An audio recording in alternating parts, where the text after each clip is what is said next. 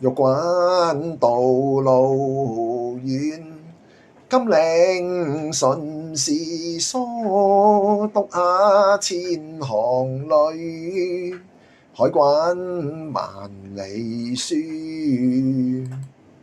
陽關萬里道，不見一人歸，唯有河邊雁，秋來南向飛。秦關望楚路，拍岸上江潭，幾人應落淚，看滾馬向南。故人唐詩我，及此平生事，莫待山陽路，空聞吹笛悲。嗱，有關咧吟誦嘅理論部分咧，我哋上一次咧已經係全部講晒㗎。咁由呢一次開始咧，就嘗試睇下點樣具體操作呢個吟誦，我哋試一試大家一齊探討一下嚇。就咁，首先第一步咧，我哋咧就證明要講講個名詞啊。點解咧呢個方法叫做五聲吟誦法咧？咁樣嚇。嗱，我唔知道以前有冇人試過類似嘅嘢啊。咁總之，但係我咧就係冇老師嘅，我自己咧摸索出嚟嘅呢套嘢嚇。咁咧就點解叫五聲吟誦咧？因為咧每一句啊，佢最後嗰個收嗰個結束音咧，都不外乎五個音。邊五個音咧？咪、啦、哆、來、咪啊，五個音啊，冇例外嘅。咁所以咧就叫五聲吟誦法咁樣。咁咧就咁當然啦，你話咪同咪呢個爭八度啦。咁你話佢其實都同一個音嚟嘅咁樣，咁你咪四聲咯，冇乜所謂嘅呢個啊。就喺正式講之前咧，都要講講個條件啊。咩條件咧？就話咧，我哋要進行嘗試從事呢方面嘅活動嘅話咧，又需要啲咩嘅基本起碼條件？咁其實咧可以好低嘅。其實我哋話最基本咧就係咧唔可以走音。咁呢個咧我諗其實大部分人都可以做到嘅，但係有少部分人係做唔到嘅嚇。就嗱，我咧就好少去同人唱卡拉 OK 嗰啲嘢嘅。咁咧就大概都好多年前啦，都唔記得幾耐啊。就試過有3幾次同啲朋友走去唱咁樣。咁咧就聽到咧隔離房嗰啲咧，哇！咁有一次咧聽到好鬼恐怖，核突到咧簡直咧骨都痹埋。咁點解咧？因為唱嗰個人咧走音。咁呢樣嘢咧最罩忌係咩咧？就係咧走音嘅人咧係唔知道自己走音，咁所以咧總之係聽出嚟咧，令到你哋真係毛管戙埋嘅，就非常之恐怖嘅。咁所以我哋話咧，呢個吟誦你凡係搞呢啲咁嘅音律嘅嘢咧，最基本嘅條件就係咧，絕對不能走音啊！呢個係最基本嘅要求。咁唔走音咧，基本上咧就可以呢個進行呢個吟誦嘅活動嘅。咁當然啦，咁講法咧就係一個最低嘅標準啦，即係話咧所謂最低係咩意思咧？即係你聽到人哋有個吟誦嘅方式，咁你哋就嘗試去跟佢啊，學習佢，跟佢或者模仿佢啦。我哋話即係 copy 佢啊。咁呢個咧係最低嘅要求。咁你唔好走音咁樣，咁佢點做你咪點做咯，係嘛？咁但係如果你話要求高啲嘅，喂，譬如我想有個作品獨立，我自己試一試點樣去吟誦咁樣。咁呢個咧我覺得個要求比較高嘅。就係起碼咧，你自己咧就對於呢個音咧，你自己發出嘅任何個音咧，你要了然於胸，我發出嗰個係咩音，咁咧你先至係可以做嘅。如果唔係咧，就做唔到嘅呢個啊。咁當然啦，呢個你話難唔難咧？我覺得有啲難度嘅，但係可以慢慢透過實踐咧去提升咧，就去接近佢嘅，即係亦都唔係真係難得咁緊要嘅啫。咁嗱，我哋講咗嗰個個名稱啦，講咗嗰個最低嘅要求啦，咁樣。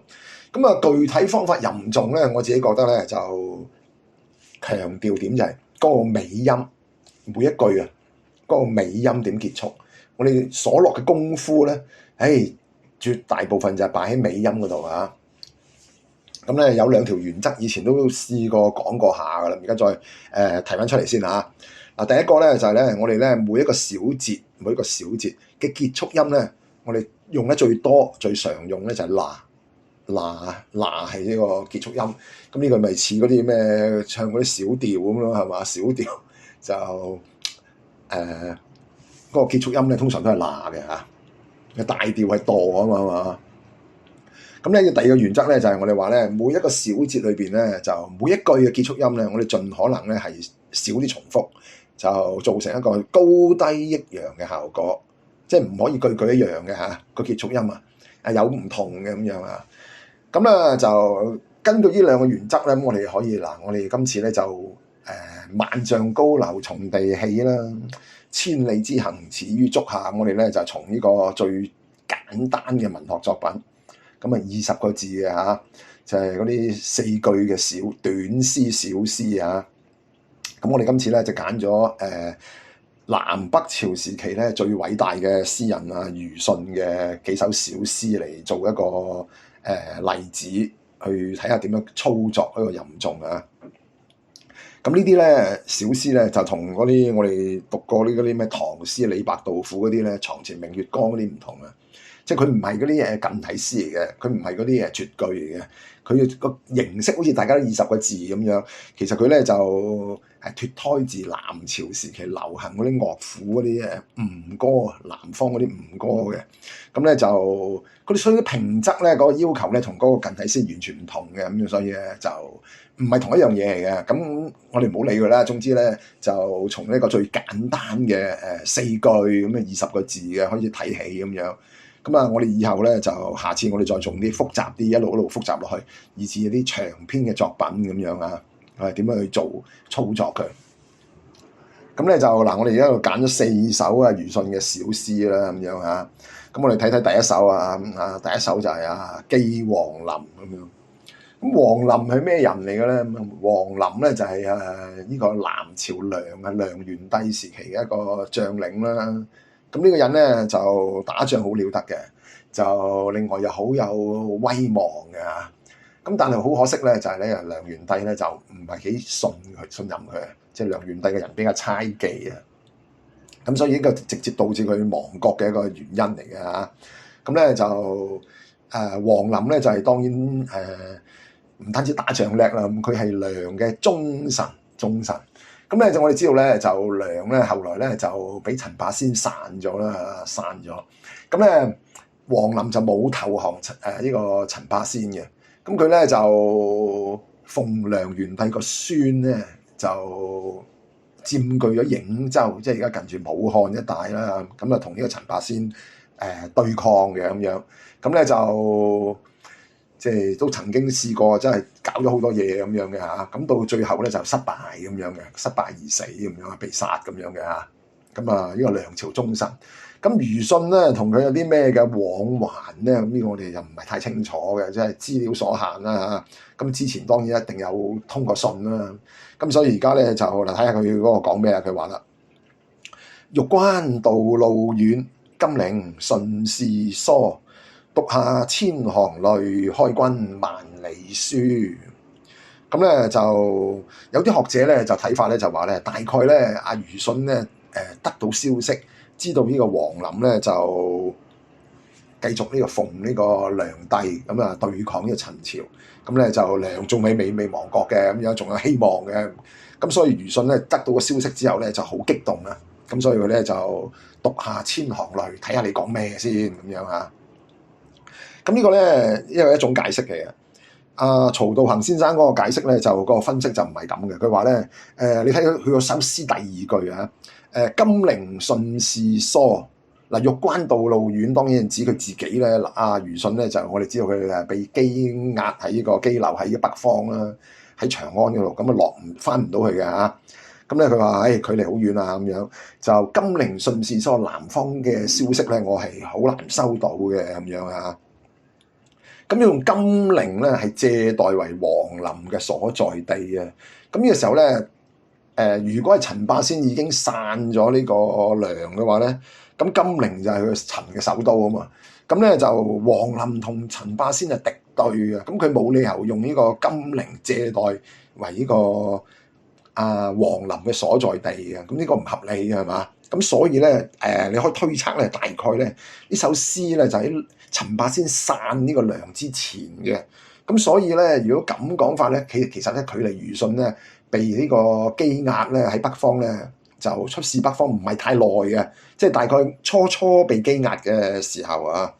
咁所以咧，咁亦都好唔難理解嘅。佢自己咧就當然啦，個心情梗係唔好啦，咁樣俾人捉咗，咁咧就放唔翻去啦，咁樣咁國家點樣唔知咁樣，咁所以咧就而家咧收到消息啦，咁所以咧就好激動咁樣啊。嗱，我哋點吟咧？呢度20個字咧，好短嘅係嘛？咁我哋咧就嗱，我嗰個呢個安排咧就係嗱尾嗰句咧，咁我哋開軍萬里書嘅書字咧就係收納嘅嚇。咁之前嗰幾句咧，我哋就跟翻個原則，盡可能唔好重複嘅。咁我個安排咧就係 do mi re la do mi re la 4句啊。玉關道路遠，咁呢個收墮嘅嚇。金陵順時疏，咁呢個收咪啊。讀下千行淚，咁收咧。海關萬里書，收嗱係嘛？咁啊冇重複過啊係嘛？4個音都係 do mi re la 咁樣啊。咁咧就嗱呢個就係我嗰個處理就係咁樣啦嚇。咁咧就嗱，我哋睇下第二首嘅第二首咧就係呢個從別周尚書嚇。咁呢個周尚書係咩人嚟嘅咧？咁樣呢個周尚書咧就嗱，應該講一首詩咧嗱，我哋咧就唔係搞呢個咩藝術分析，亦都唔係呢個歷史考證嘅。咁但係咧有時候咧你唔知道佢咩乜頭乜路咧，咁你吟起上嚟，咁你感情就好難配合㗎係嘛？咁所以我哋都約略都交代下究竟係咩嚟㗎？你啊，首個咩人嚟啊？背景係咩啊？無端端做咩有個從別周尚書嘅咧？咁樣都要講下嘅啊。周尚書個名咧叫周弘正，咁咧佢係南朝嘅良臣嘅官員嚟嘅。咁佢同虞舜咧就一定係相識嘅，一定相識嘅，有一定嘅交往嘅咁樣。譬如咧，我睇下文集嗰度咧，咪有虞舜嘅文集嗰度有同佢個兄弟周弘揚嘅一啲嘅詩歌嘅呢個惆悵啦。另外咧，佢哋一齊喺呢個梁嗰度做過官噶嘛，一齊同朝做過官嘅。當年咧侯景之亂之後咧，呢個王爭辯咧就將呢個建康嘅藏書咧就運咗一批咧就去呢個荊州梁元帝嗰度嘅。咁咧就命令梁元帝就命令佢哋咧啲臣下咧就走去教書嘅。咁呢個所謂哀江南賦咧有2句啊，咩南陽教書去之已遠嚇，就咁嗰個南陽教書係指咩咧？其實係指佢哋咧呢班人咧喺度呢個教書嘅。咁根據呢個歷史資料咧記載咧就係咧當時咧就梁元帝命令咧周弘正咧就教呢個經部。虞舜就教呢個雜部啊，經史子集，咁大家負責分唔同嘅，佢哋一早已經識嘅，咁樣我哋話嚇。咁點解要送佢咧咁樣？咁虞舜咧就被羈押喺呢個北方嘅，咁咧就後來咧就江陵城破，咁呢時咧就有好多人咧就南朝嘅，即係南梁嗰個臣民咧就被俘入去關中咁做奴隸啊，好慘嘅好多啊！咁咧就其中咧被俘嘅人員裏邊咧就包括陳霸先個仔，就同埋佢個侄佢個侄。咁嗱佢個仔後來咧就呢個陳霸先死咗之後咧，北周即刻放佢翻去嘅。咁於是咧就等佢爭皇位咁樣搞亂南朝咁樣嚇。咁呢度我哋唔好理佢啦嚇。好啦，咁後來咧就呢個陳霸先個侄叫咩？叫陳旭陳旭。咁呢個係咩人嚟嘅咧？呢個咧就係後來嘅陳宣帝啊。咁南陳我哋知道咧就嗰幾個君主啊，第一個就係呢個陳霸先啦，武帝，跟住佢嘅侄文帝陳善。咁第3個咧就係呢個宣帝陳旭。咁文帝同宣帝係2兄弟嚟嘅咁樣啊。咁咧，所以文帝即位之後咧，就向呢個北朝嘅呢個北周咧要求咧，就釋放佢細佬呢個陳旭啊咁樣嚇。咁咧就文帝其實都相當之有心嘅，即係嚇唔係即係派人去啦，咁就派個周弘正去長安，就見呢個北周武帝啊，就希望咧放翻我細佬啦咁樣。咁另外咧就攞啲攞土地交換嘅，即係唔係就咁口得把口嘅咁樣啊，證明係有誠意嘅咁樣啊，用地方去交換咁樣啊。咁呢個周弘正咧就留咗喺北朝嗰度成年幾嘅，咁即係喺長安嗰度啊，即係交涉嘅過程咧都有一番嘅呢個擾攘咁樣搞好耐。咁喺呢個年幾裏邊，當然同虞舜嘅往還係多噶啦，我哋可以推想嘅，應該係唔少嘅，應該係啊。咁咧而家咧就完成任務啦，咁樣啊，就北周啦肯釋放呢個皇子翻去，咁於是咧就咁啊周弘正咪拜拜咯，係嘛？咁啊要翻去復命啦，咁樣咁虞舜就送佢咁樣嘅嚇。咁咧就嗱，我睇睇個內容點樣啊？嗱，睇下個內容啊。陽關萬里道，不見一人歸。咁呢一人就指虞舜自己啦，唉，我都翻唔到去嘅。唯有河邊雁，秋來南向飛。咁啊冇乜深字嘅，我哋話基本上小學生識解啦，係嘛？比較簡單嘅咁樣。但係佢寫得好好嘅首詩啊，即係個開始咧個氣象好廣闊啊。陽關萬里道咁啊好大咁啊，但係乜都冇，得嗰隻雁咁樣係嘛？個對比張力好大咁樣。好，亦都我哋話你可以諗下佢個心情啊，大概點咯？即係即係自己翻唔到去啦咁樣嚇。咁我哋點樣去呢個處理咧？咁樣就同上邊一樣啊！我哋試一試同上邊一樣啊，都係 do mi re 啦嚇，係嘛？嗱，我哋冇重複到嘅，亦都係最嬲尾個收音係啦嘅嚇。陽關萬里道，咁嘅收舵啊！不見一人歸，唯有河邊雁。咁啊舵咧，秋來南向飛，咁啊多啦，咁又收個南樣啊，係嘛？哆咪唻啦，咁啊冇重複到嘅啊。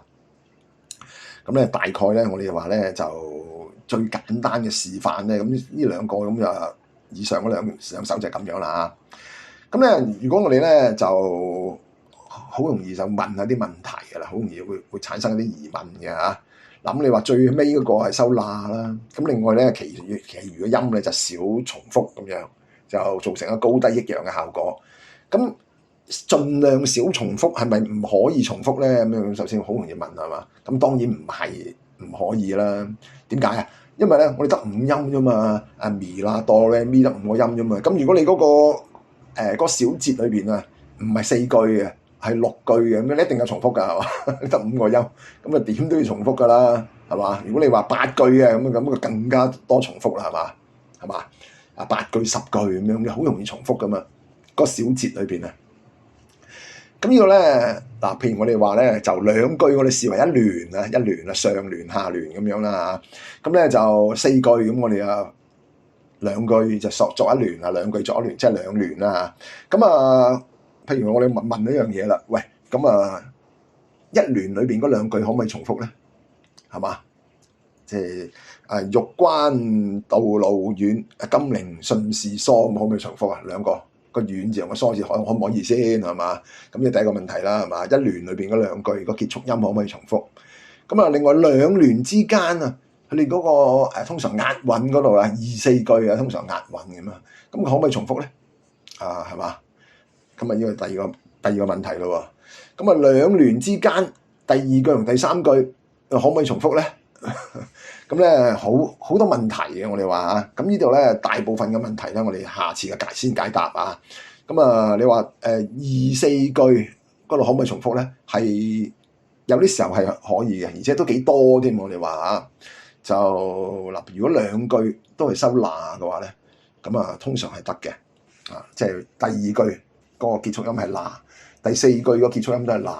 嗱，我哋試一試下邊嗰度啊，我哋睇睇下邊嗰個例子啊，第3首嗰個例子啊，即係我哋呢個和罕發詩。嗱，嗱，呢個係呢個又要講下個背景啦。係呢首咩嚟嘅咧？咁樣啊，呢個罕法師係咩人嚟嘅咧？咁樣啊，咁咧呢個咧就罕法師當然係和尚啦，佛教嘅僧人啦，係一個和尚嚟嘅。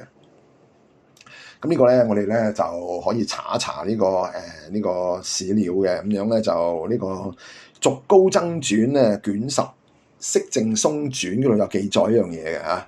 咁我睇睇佢講咩啦。佢話周武秉隨釋門離迾，遂與同學法貴、寧罕等300餘僧，自北曹南，達於江左。陳宣帝遠邑德音，承封迎引，令侍中袁憲至京口城禮拜禮接登岸咁啊嚇。咁呢個咧原來咧就我哋知道咧佛教史上咧有個好出名嘅事件啊，就叫三武之禍。咁有啲人叫三武一宗之禍啊。三武係邊三武咧？就係嗰3個皇帝咧，佢嘅諡號咧都有個武字嘅，即係北魏太武帝、北周武帝同埋唐武宗嘅。咁如果你加埋一宗啫，個後周世宗柴明嗰個咧就令咁三武一宗之禍。咁佢哋嗰個係指咩咧？指滅佛啊，滅佛事件。咁咧，我哋知道咧，依次啊當然係指北周武帝嗰次啦。北周武帝滅佛咧就係喺呢個建德3年，公元574年。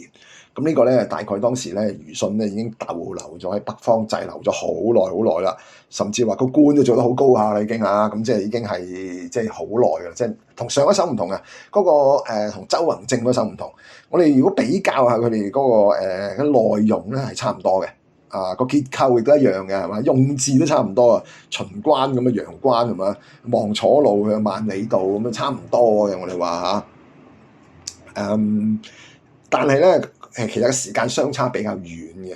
就呢一首咧就北周武帝滅佛呢個咧，咁呢個寧罕佢哋走去南方咧，咁我哋虞舜當時已經係年紀比較大嘅，就已經係62歲啦，即係。我哋知道虞舜就69歲死嘅，即係佢死前嗰幾年啦嚇，嗰6-7年咧咁寫嘅。咁如果前一首嗰個周宏正啊，從別周上書嗰首咧就係虞舜49歲寫嘅，即係我哋話都爭10幾年啊，相差嚇，即係比較多比較遠嘅喺古代嚟講就，但係講嘅嘢差唔多嘅嚇，就因為咧。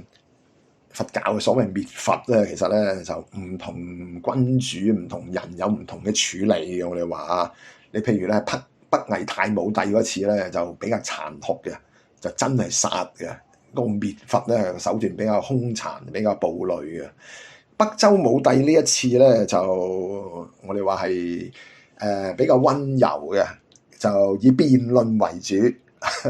咁辯論完之後咧，所謂滅佛即係唔好再搞啦咁樣。咁如果你唔同意嘅話咧，你唔滿意咁你咪走咯，佢俾你走嘅嚇，即係佢唔係真係殺人嗰種嚟嘅啫。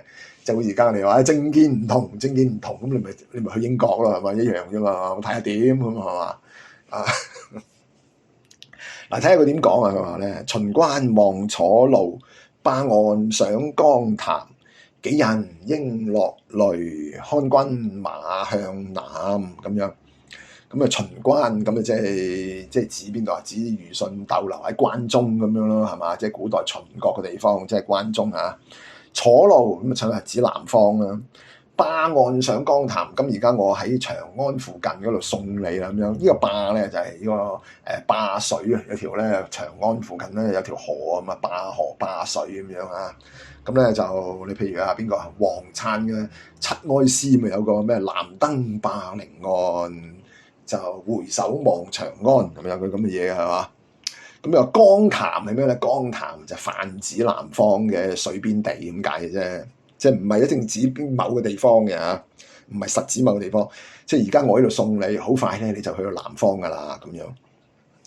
呢個咧江潭咧原出呢個即係個典故咧。如果你個詞語個典故咧就係屈原嘅楚辭嗰度嗰個漁夫屈原寄放游於江潭，行吟雜伴咁樣啊。咁咧就我哋咧好出名虞舜嗰首叫做《夫樹賦》。以前咧我哋咧我中學嘅時候咧就 A level 嘅時候咧就讀呢課書嘅。咁入邊有幾句好出名嘅嚇，昔年種柳依依漢南，今看搖落凄愴江潭，樹有如此人何以堪？咁呢個咧江潭即係泛指呢個南方啊，咁呢度啊，即係咁啊唔好理佢啦，即係啊總之咧就送你走咁樣啊，咁啊幾人應落淚，看君馬向南，好淺呢啲字啊，完全咧就冇心字，我哋話冇心字都冇咩嘢典故啊，冇嘅嚇。咁咧就我哋話咧就好精緻，所以寫得好個感情咧就好穩直，就好深厚咁，所以你讀起上嚟咧，我哋都話都非常感人嘅都嚇。咁咧就嗱，我哋處理嗰個吟頌呢度咧，就同上邊嗰個唔同。其實同用翻上邊 Do Mi Re La 都得嘅，都一樣嘅啫。不過呢度咧我就有啲唔同嘅處理，我就收Do La Re La 係嘛？秦關望楚路，咁呢個路其實多啊。巴岸上江潭，咁呢個潭，咁呢個咧就係罅索罅咁樣。幾人應落淚，咁收咧，看君馬向南。咁你發覺潭同埋南咧都係收罅嘅係嘛？咁就我哋重複咗咁樣，咁啊冇問題嘅係嘛？我哋冇問題嘅。即係一個係罅索罅，一個係多罅咁樣啊，就咁樣嘅情況咧係非常之常見嘅。即係喺吟頌我哋處理一啲作品嘅時候咧，經常會係有兩個罅收嘅，連續出現啊，連續兩聯嘅結束音相出現，或者甚至一聯裏邊嘅兩個音都係咁樣咧，都係經常有嘅，好多嘅咁樣啊。咁你話可唔可以用翻之前嗰個 Do Mi Re La 咧？梗係得啦！嗱，咁我哋試一試好嘛？秦關望楚路，咁收多咯。巴岸上江潭，咁收咪啊？幾人應落淚，收咧？看君馬向南，係嘛？咁所以咧吟頌冇一定咁樣啊，我哋用翻 Do Mi Re La 都得。咁有人問啊，咁點解唔 Do Mi Re La 咁點解我要選擇呢個 Do La Re La 咧咁樣？咁呢個咧嗱，其實咧就你可以好多考慮嘅，你自己諗下啫嚇，你自己感受下。呢度咧，因為咧佢嗰個結束音咧就係第一聯嗰度啊，係個淡字嚟嘅係嘛？個淡係陽平聲嘅咁樣。咁如果你拉呢個咪嘅話咧，佢就會拉高咗，咁你就會我哋話會轉咗個音嘅，即係唔係叫走音啊，因為你故意嘅。咁我哋話咧就個音咧就會變咗，即係你話巴岸上江潭，咁呢個咧就唔係淡啊，潭。咁呢個咧就嗱個音要轉咗嘅，咁可唔可以係可以嘅？我哋話吟頌係可以有呢啲咁嘅音嘅，偶然一兩個字咧轉音咧，呢個係接受嘅，絕對冇問題嘅，係可以嘅。咁點解唔敢做咧？咁樣啊？咁除咗我哋話要個音會轉咗之外咧，最主要咧就話咧，如果你用兩個罅咧，個效果做出嚟咧係同頭先嗰個 Do Mi Re La 有啲唔同嘅。你如果 Do Mi Re La 佢個好處係咩咧？就係比較激昂嘅嗰句啊，巴岸上江潭，你拉高咗佢，比較激昂。咁咧就另外咧增強嗰個起伏嗰個效果嘅。咁即係個抑揚頓挫感會更加強嘅。咁如果你兩個都收罅嘅話，兩個潭又罅，又係收個罅，個南字啊，看君馬向南，咁又係收個罅。咁呢個咧就壓住佢，就有個低回前面嘅效果。咁係咪唔同啊？咁呢個咧，我哋話邊個好咧？咁樣呢個就係你自己中意啦。呢個就冇乜所謂嘅，係嘛？咁巴岸上江潭，咁呢個係高嘅。巴岸上江潭，咁呢個咧就低嘅，係嘛？咁我哋兩個都 OK 可以接受嘅，係嘛？即係兩種處理都得嘅，Do Mi Re La、Do La Re La 都得嘅。呢個所以咧吟頌嗰個咧變化好大嘅。嗱，我哋再舉例子啊嚇，即係話咧吟頌其實我哋話咧都係五聲嘅。我自己嘅處理啊，呢個叫五聲吟頌。每一句我哋點樣處理嗰陣咧，其實你都係用嗰五聲去試下佢，你試一試佢嚇。嗱譬如呢度咁樣啊，譬如我哋以最嬲尾嗰兩句嚟例子啊，杞人應落淚，看君馬向南。咁你啦，咁我呢個杞人嗱個南字咧一定係收嗱嘅，因為結束啊嘛。咁但係之前嗰句點樣啊？嗱，我哋咧就嗱，任中其實就咁樣，你每一句你試下用五聲去試一試佢。嗱，收個咪會係點樣？收個嗱係點樣？收個哆、收個 re、收個咪係點樣？嗱，咁我哋試一試好唔好啊？嗱，譬如咧嗱，你杞人應落淚，我收個咪低音個咪咁點啊？杞人應落淚咁樣咪好低啊！看君馬向南，咁呢個咧聽落咧，我自己覺得就唔係咁好啊，唔係咁好啊！你反而係咩咧？嗱，如果你呢度咧，因為你嗰如果我哋咧唔係收個嗱尾嘅咧，係可以嘅嚇。譬如你收個哆咁樣啦，杞人應落淚，看君馬向南，咁啊係嘛？咁啊好喎，個效果好喎。咁但係咁樣咧，又好似未完喎，變咗個感覺係嘛？咁所以咧，如果你譬如啦，嗱，假如我哋唔係4句嘅，假如係6句嘅咁樣啦，譬如我哋拉埋前邊嗰度啦，嗱咩加多2句落去，譬如我哋畫蛇添足，加多2句落去啊！呢個唯有河邊雁，秋來南向飛，擺埋落去啊！咁就 OK 喎啊！秦關望楚路，巴岸上江灘，杞人應落淚，看君馬向南。唯有河邊雁，秋來南向飛。嗱，咁如果6句咧，咁就冇問題喎，咁就咁但係而家呢得4句啊嘛，呢度咧就收個咪嘅效果係唔好嘅，我哋話咁你話其他得唔得啊？嗱，譬如你我哋唔想收呢個咧啊，咁我哋收其他啦，我試下。嗱，收嗱咁點咧嚇？秦關望楚路，巴岸上江灘，杞人應落淚，看君馬向南。嗱，個感覺咧，呢兩個都收哆嗱咧，呢個係唔好嘅，個感覺係唔好嘅，所以咧就不可取嘅呢個嚇。咁啊收哆得唔得啊？諗啦，一樣嘅嚇。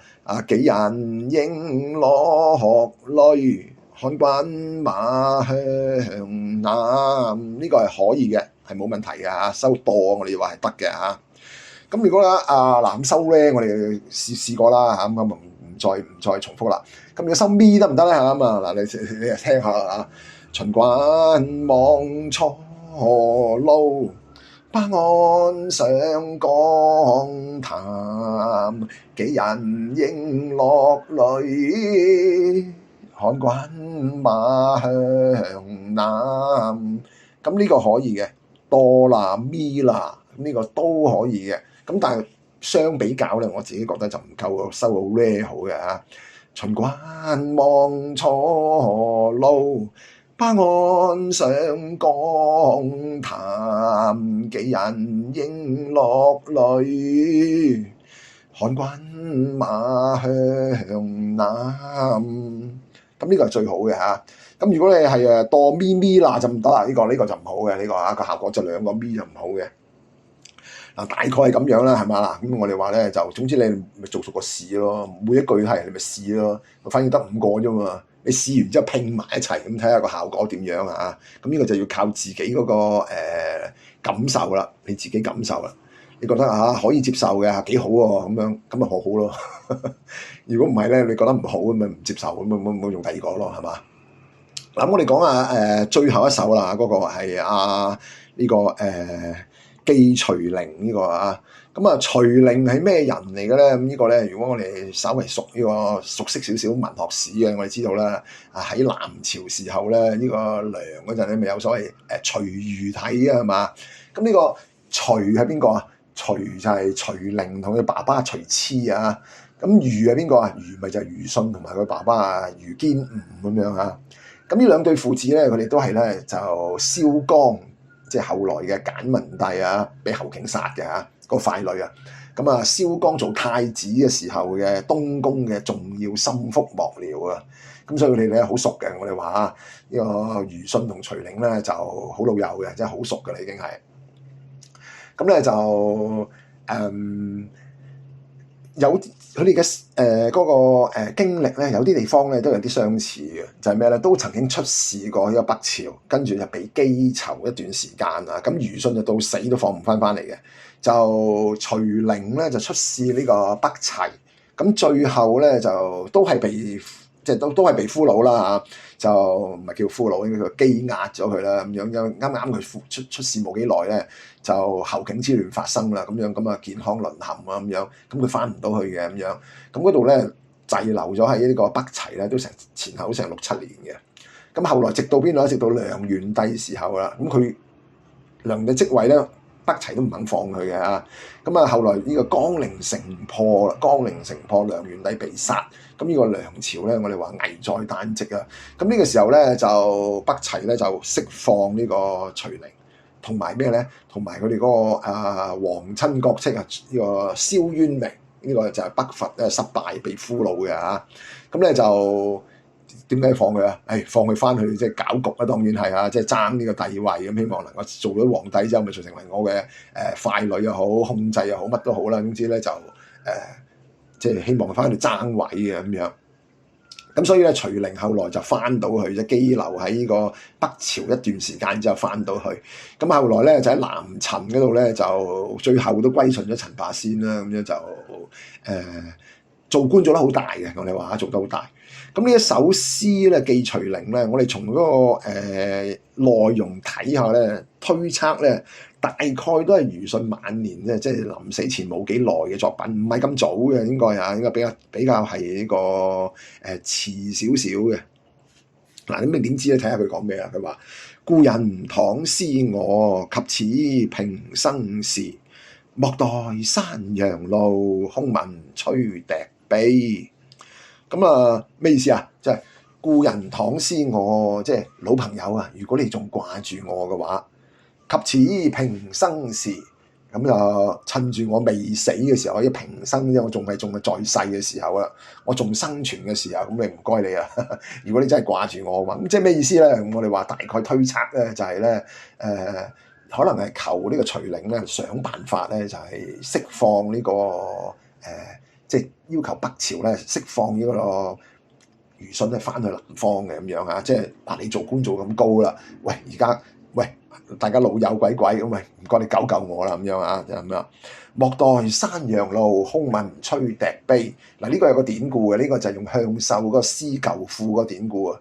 即係竹林七賢裏邊，向秀同繫康咧就關係好好嘅老友嘅，以前咧就成日都即係大家有來往啦。後來咧，繫康咧就俾呢個司馬昭所殺嘅，佢唔肯歸順咁樣啦，咁就揾個藉口咁啊殺咗佢咁樣。咁咧呢個向秀咧就被逼真係做官啦嚇，要去洛陽做官。咁啊特登咁樣啊，就兜路咧就去探一探啊虞舜，唔係對唔住啊，繫康嘅故居，即係舊居。咁去到嗰度咧就真係好冬天嗰陣啦嚇，咁就黃昏時候。聽到咧隔離屋咁樣咧有人吹笛，咁啊感到咧係非常之悲涼咁樣嚇。咁用翻呢個典故，即係話咧，你唔好等我死咗之後，你先嚟同你悼念我啊！即係趁我未死就要做啲嘢啊咁樣。咁所以咧學者一般嘅睇法咧，我哋話呢首詩咧應該都係比較晚年嘅，即係唔該徐陵你想辦法睇下點整翻我翻去咁樣啊。咁我哋從歷史嘅記載睇咧。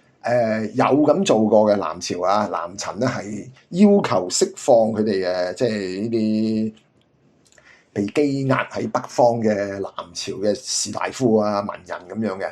咁啊，北朝嘅北周嗰個態度或者答覆係點嘅咧？就部分釋放，即係嗰啲咧比較上我哋話弱少少嗰啲冇咁有名嗰啲咯，差啲嗰啲咯。嗰啲咁嘅黃克啊、殷不害咁釋放，先後釋放過都若干個嘅。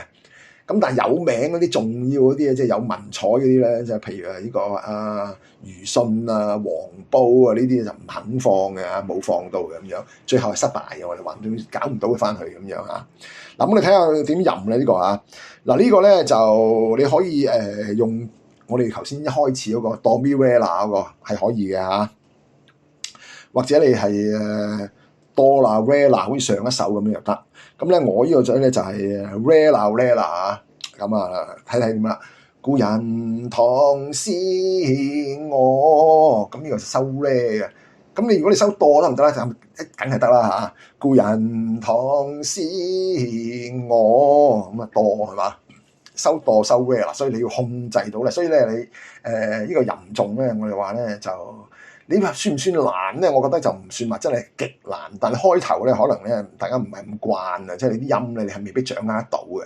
咁我自己個建議就係，如果真係唔得嘅咧，開頭咧你可以攞件樂器咧磅一磅你嘅，揾嗰啲最好揾嗰啲固定音嗰啲咧，即係唔好揾二胡嗰啲咯，即係嗰啲會走音嗰啲咯，揾啲唔會走音嗰啲，咩鋼琴啊、吉他嗰類咯，即係嗰啲固定嘅音你咪就磅咁啊，咁你咪能夠即係幫自己開頭嗰陣啊。譬如呢度話故人唐是我，及此平生思，咁收咪哆咪，莫待山陽路，咁又收咧空文吹笛悲，咁收哆咪re啦，就同開頭嗰兩首一樣。咁如果唔係嘅啦，譬如我依度咧，我自己嘅取捨係點樣咧？我覺得都係唔中意拉高佢嚇。故人唐是我，及此平生事，拉低撳低佢啊，又低回前面哀怨啊。莫待山陽路，空文吹笛悲。re la 係嘛 re la 有重複嘅嗱，但係我覺得效果係好嘅，我自己覺得效果好嘅。雖然係重複啦，即係唔係話真係完全唔可以重複嘅。咁如果你話我唔中意 re la Do la re la 一樣嘅啫嘛。故人唐是我，及此平生事，莫待山陽路，空文吹笛悲，係嘛？咁啊哆啦 re 啦，咁你中意咯 re 啦冇乜所謂嘅嚇。咁呢度咧嗱，我哋話咧就你中意點都得啊，總之即係非常之自由嘅其實嚇。咁咧就嗱，我哋今次咧不如就到此為止啦。嗱，即係我哋話咧就你每一句咧，總之我哋話咧就再重溫翻一次嗰個要求啦，就係話咧就收尾嗰個音我哋收嗱啊，咁啊盡量其餘嗰幾句子咧盡量唔好嘅，即係相同嘅咁樣。咁你設計下究竟應該要點樣安排嗰啲音咁樣嚇。嗱，下一次咧我哋咧有時間如果允許咧，盡量咧快少少咧就係我用庾信嗰個以詠懷詩嘅27首作為例子，就睇下長少少嘅，即係唔係4句啦，今次譬如係8句啊、10句啊咁樣，12句呢類咁嘅詩咧，我哋應該點樣處理？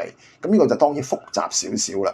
咁到時我哋再講下咧，譬如係兩聯之間啊2-3句可唔可以重複啊？一聯之內啊1-2句可唔可以個尾音重複啊？咁呢啲我哋咧到時揾啲具體例子再去詳細講啦。今次當係第一課啊，最簡單嘅4句嘅短詩點樣去吟誦嗱，咁啊到此為止喎嚇。